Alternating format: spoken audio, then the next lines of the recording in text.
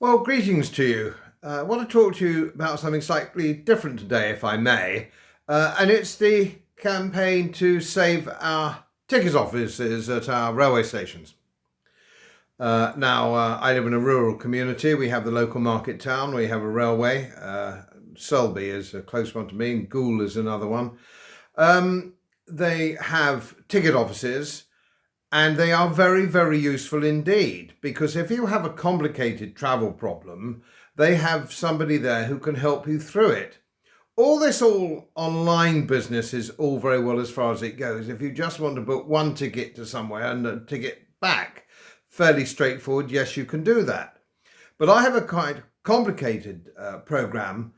So, for example, in a few days' time, I've got to go to Swindon from Howden, then to London, and then back the next morning, and so on and so forth. It's quite complicated. It involves different railway companies and different lines and so on and so forth.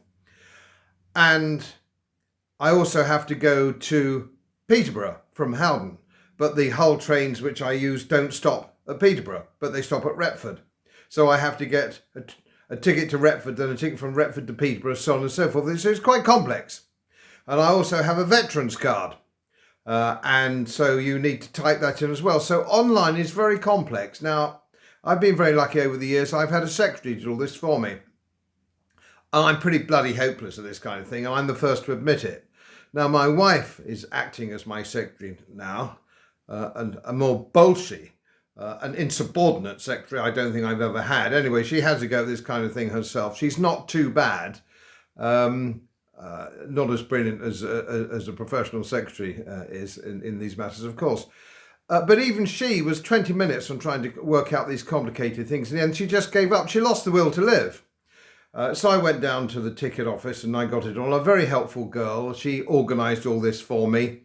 And of course, the human interaction is important. It's to and fro. If you went a bit later, Mr. Bloom, it would be cheaper. Or have you thought of doing something else? Or have you thought if you did this or did that, whatever it happens to be? She's a professional and she works the machine. And even her working the machine as a professional couldn't do it quickly. It took some time and some thought. So for the ordinary punter like me, it's rather difficult. And there were lots of old age pensioners in the ticket office who were gathering round and saying, yeah, it's absolutely hopeless. I can't do this online. I have to come over and book the tickets. The girl was also particularly helpful. I'm talking about Selby, but it could have been any market town with a railway station.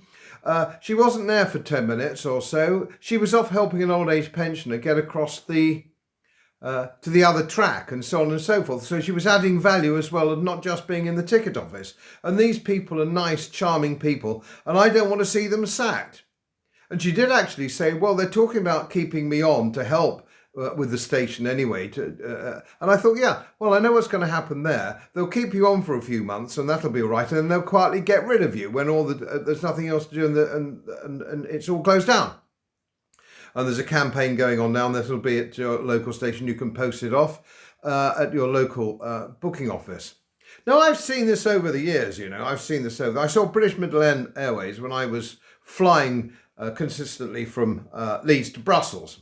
Oh, Brussels, what a dung heap. Anyway, leaving that one aside, they tried to make it all sort of automatic and all very clever. And of course, all that happened was there were crowds of people around, frustrated businessmen trying to make the bloody machines work. And all the women had to stand there, all the girls had to still stand there to help us use the machines. So it didn't save any money. The trouble is with these nerds, these bean counters, at head office, they've never actually done the job. They don't understand it. And they certainly don't understand the interactive need for humans to actually deal with other humans. They don't get it because they're actually very good at that themselves, are they? You know the sort of guy, a shiny suit, floppy collar, no mates.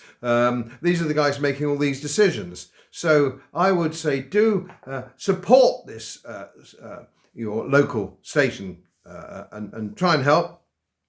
And also refuse to serve yourself, take over other people's jobs when it comes to the supermarket. or the Co-op or something, with all their blasted machines there, self-service and all the rest of it. Again, it's interactive. Did you know that's on special offer? Did you know if you did that? Or if you bought 3 of these, Mr. Bloom, you could get X, Y, Z. It's human interaction all the time. Don't let them get rid of people. Don't know, what are these people going to do? Then no other jobs for them to do, and there are going to be even fewer jobs in the future by the time Sunak's finished buggering up the economy and net zero and all the other joke things that he's up to. So muck in with this one, send it off. There's still time, although the date on it's a bit earlier, and support your local ticket office and support the person on the checkout. Support your fellow human beings. As most of you know, my work is very heavily independently research based.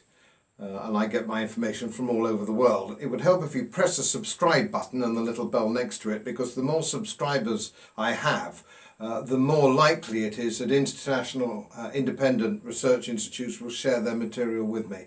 It's most helpful, and then of course I automatically share it with you. So surprise, won't cost you anything. Thank you very much.